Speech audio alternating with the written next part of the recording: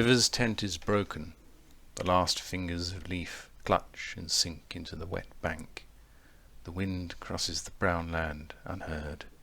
The nymphs are departed. Sweet Thames, run softly till I end my song. The river bears no empty bottles, sandwich papers, silk handkerchiefs, cardboard boxes, cigarette ends, or other testimony of summer nights. The nymphs are departed, and their friends, the loitering heirs of city directors, departed have left no addresses. By the waters of Lemon I sat down and wept.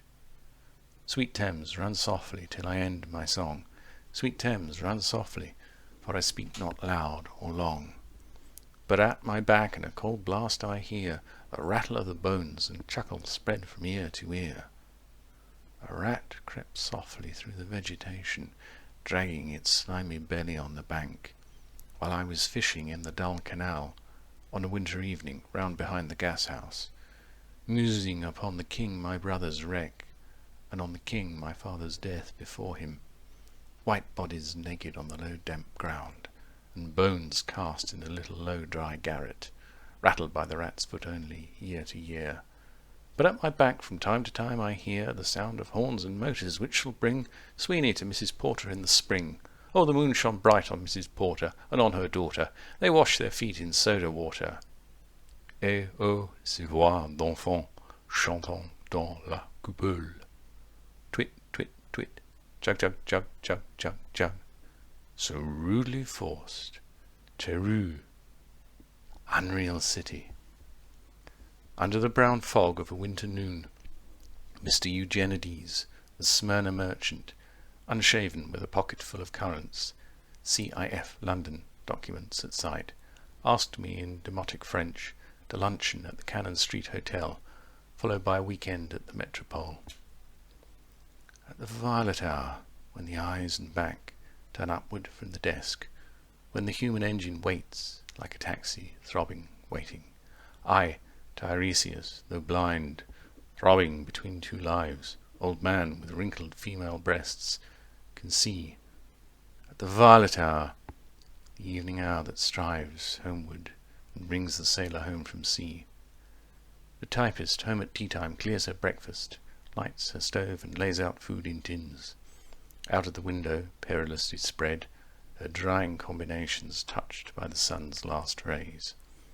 On the divan are piled, at night her bed, stockings, slippers, camisoles and stays.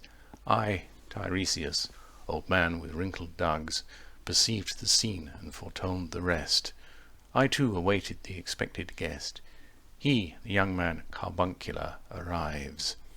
A small house agent's clerk with one bold stare, one of the low on whom assurance sits, as a silk hat on a Bradford millionaire. The time is now propitious, as he guesses. The meal is ended. She is bored and tired, endeavours to engage her in caresses, which are still unreproved if undesired. Flushed and decided, he assaults at once. Exploring hands encounter no defence. His vanity requires no response, and makes a welcome of indifference. And I, Tiresias, have forsuffered all, enacted on this same divan or bed, I who have sat by Thebes below the wall, and walked among the lowest of the dead. Bestows one final patronizing kiss, and gropes his way finding the stairs unlit. She turns and looks a moment in the glass, hardly aware of her departed lover. Her brain allows one half-formed thought to pass. Well, now that's done, and I'm glad it's over. When lovely woman stoops to folly, and paces about her room again alone, she smooths her hair with automatic hand, and puts a record on the gramophone.